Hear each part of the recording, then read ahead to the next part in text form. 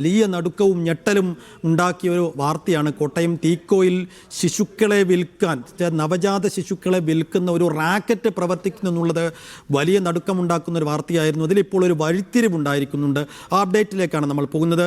കോട്ടയം തീക്കോയിൽ ശിശുക്കളെ വിറ്റ കേസിൽ നിർണായക വഴിത്തിരിവുണ്ടായിരിക്കുന്നു. തമിഴ്നാട് സ്വദേശിനി ജന്മം നൽകിയ കുഞ്ഞിനെയാണ് സംഘം 6 മാസം മുൻപ് വിറ്റതെന്ന് സൂചന.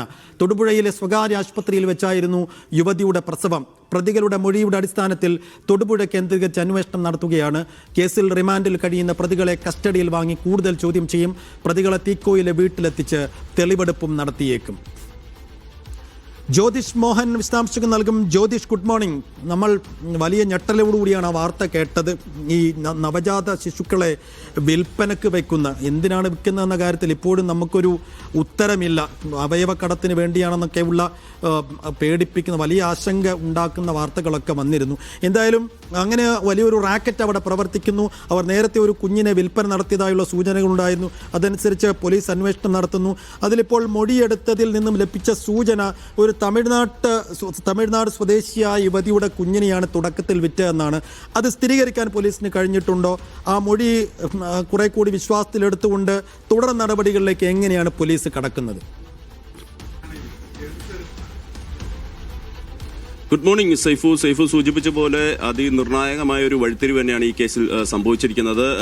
ഈ റാക്കറ്റ് ഇവിടെ പ്രവർത്തിക്കുന്നു എന്ന കാര്യത്തിൽ പോലീസിന് വ്യക്തമായ സൂചന ലഭിച്ചിട്ടുണ്ട്. ശിശുക്കളെ വിൽപ്പന നടത്തുന്നത്, പണത്തിനായി വിൽപ്പന നടത്തുന്നു. അതിനുശേഷം ഈ സൈഫു സൂചിപ്പിച്ച പോലെ അവയവക്കടത്ത് ഉൾപ്പെടെയുള്ള ആശങ്കപ്പെടുത്തുന്ന പല കാര്യങ്ങളും ഇതിൽ വഴിത്തിരിവ് ഉയർന്നു വരേണ്ടതായിട്ടുണ്ട്. അതിൻ്റെയൊക്കെ അന്വേഷണം കടക്കേണ്ടതുണ്ട്. അതെല്ലാം പോലീസ് അന്വേഷിക്കുന്നുണ്ട്. ഏതായാലും ഇപ്പോൾ നിർണായകമായ ഒരു വഴിത്തിരിവാണ് സംഭവിച്ചിരിക്കുന്നത്. തമിഴ്നാട് സ്വദേശിനിയായ ഒരു യുവതിയുടെ കുഞ്ഞിനെയാണ് 6 മാസം മുമ്പ് വിൽപ്പന നടത്തിയത്. 6 മാസം മുമ്പ് ഒരു വിൽപ്പന നടന്നുള്ള കാര്യത്തിൽ പോലീസിന് സ്ഥിരീകരണമുണ്ട്. അത് തമിഴ്നാട് സ്വദേശിനിയായ ഒരു യുവതിയുടെ കുഞ്ഞാണ്. അവർ തൊടുപുഴയിലെ ഒരു സ്വകാര്യ ആശുപത്രിയിൽ വെച്ചാണ് പ്രസവിച്ചത്. ഫെബ്രുവരി 22-നാണ് ആ യുവതി ആ ആശുപത്രിയിൽ അഡ്മിറ്റ് ആയത്. അതിനുശേഷം നടന്ന പ്രസവത്തിനുള്ള കുഞ്ഞിനെയാണ് പണത്തിനായി ഈ സംഘം വിറ്റതെന്നുള്ള തെളിവുകളാണ് പോലീസിന് ലഭിച്ചത്. അതിന്റെ അടിസ്ഥാനത്തിൽ തന്നെ തൊടുപുഴ കേന്ദ്രീകരിച്ചുള്ള അന്വേഷണത്തിലേക്കാണ് പോലീസ് ഇപ്പോൾ കടക്കുന്നത്. ഈരാറ്റുപേട്ട പോലീസ് രജിസ്റ്റർ ചെയ്ത രണ്ടാമത്തെ കേസ്, അതായത് ഈ വിൽപ്പന നടന്നു എന്നുള്ള രണ്ടാമത്തെ ഒരു FIR ഉണ്ട്. ആ FIR ആണ് തൊടുപുഴ സ്റ്റേഷനിലേക്ക് കൈമാറിയിരിക്കുന്നത്. ഇനിയും മറ്റ് അന്വേഷണങ്ങൾ തൊടുപുഴ കേന്ദ്രീകരിച്ച്